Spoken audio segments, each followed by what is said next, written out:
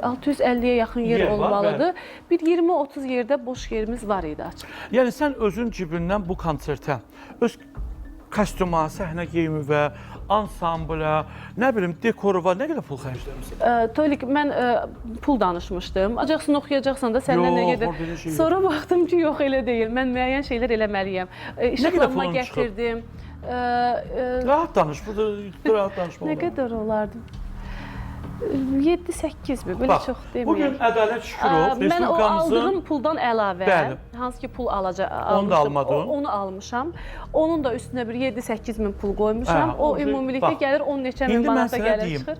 bu günləri Respublikamızın Dağıstanın xalq artisti, Respublikamızın əməkdar artisti Ədalət Şükürov deyir ki, Heydər Əliyev adına sarayda verdiyim konsertin dəyəri, büdcə dəyəri 110 bin manatdır.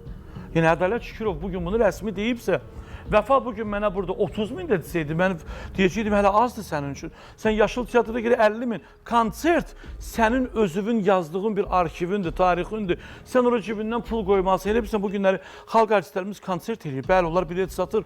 Amma onlar səhnə istəyir, işıq istəyir. O satılan biletlər gəlir, yəni xərci ödəmir. Heç cürə ödəmir. Çünki mən düzdür, Yaşıl Teatr deyildi, bu bir Heydər Əliyev sarayı deyildi.